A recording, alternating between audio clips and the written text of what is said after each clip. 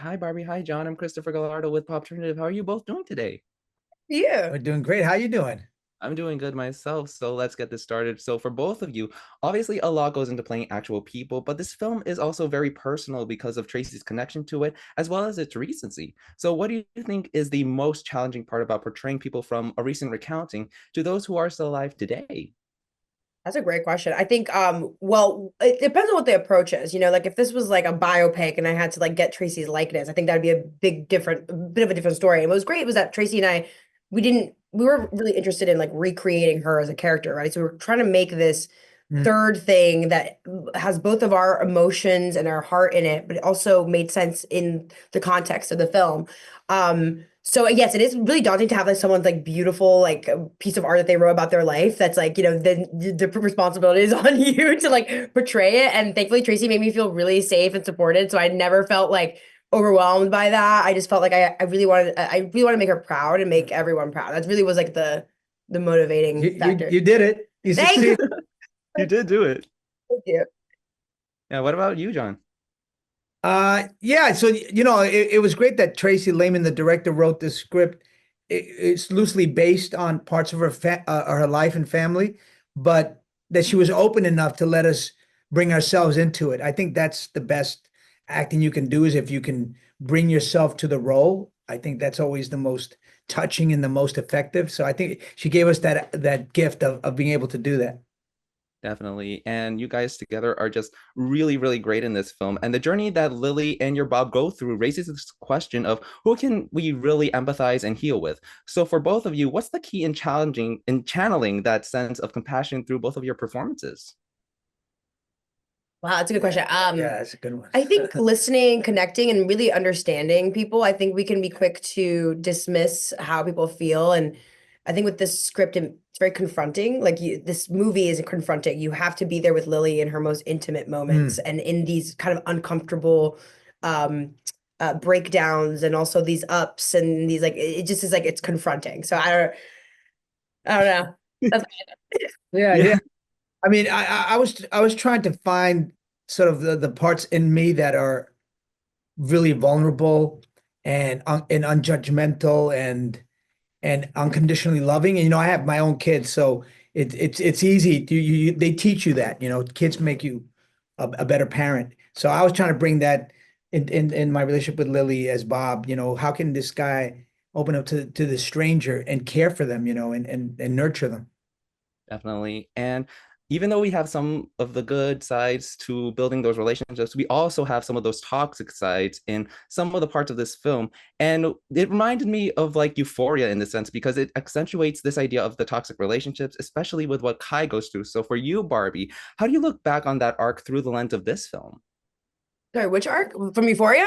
Yeah, Think that both of the characters really are kind of like online beings. I tend to always like kind of this is like a repeating thing of my life, and so I think I mean there's like definitely like this connection of like finding hope through the internet and not finding like community with the people right around you. And I think that those I think both of those characters are Kat and Lily are both like have this like loneliness. They're very different in every other way possibly after that. But I think the way that they they seek this kind of the community and understanding is very similar. So yeah, definitely. all right. Hi, Tracy. I'm Christopher Gallardo with Pop Alternative. How are you doing today? I'm doing okay. Nice to meet you, Christopher. It's nice to meet you too. So, this story in this film is very personal to you, and it's clear that John and Barbie did such a fantastic job representing your experiences. Was it a challenge to find actors who could successfully present your story? And how do you think John and Barbie's performances really stuck to you? I watched a lot of their work in my whole life. I've watched a lot of their work. I love these two actors.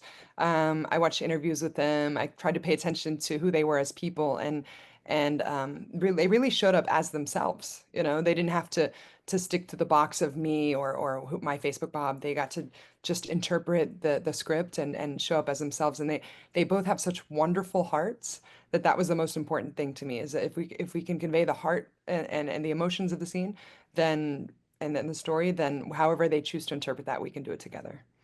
Definitely. I just love the chemistry that they really shared together in this film. And it got so many funny parts to it as well.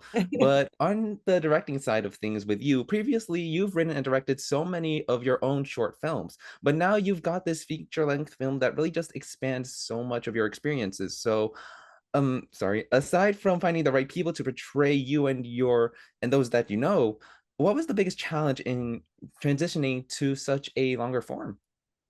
Um, when you do a short, it's just a couple of days or something, so I think a few days in, I was like, oh, this is longer, which is fine. We know we went the distance and everything, but it really does, you are running a marathon with a feature, and it's not that much different than a short. It's almost like you do all that work for a short, and you might as well do a feature sometimes. But I think we just found the right cast and crew. You cast the cast, but you also cast the crew. So who do you want to be in the trenches with, and who can you get through it with? Definitely. And speaking about the crew, some of the cinematographic choices that you have here are just really incredible because you've got like some of those visual blurs when you have Lily finding and building these spiritual connections. And I just love that with what they really do in those scenes. So what do you think is the key in utilizing those shots so that they become really impactful without some like overemphasizing those feelings as well? Yeah, so John Rosario was our DP, and we met up many times before the shoot, and we tried to construct the language of the film, the cinematic language of the film. And one of the things was that when she had these triggers or these glimmers, we were going to focus on her emotions, and so that's actually like a vintage Russian lens called a Petzval that we used, and I think it was really important to me that we just be with her. We'd slow down the frame rate. It's slow. It's a higher frame rate actually. And yeah, that's I'm glad you noticed that. Not everybody notices that. Thank you.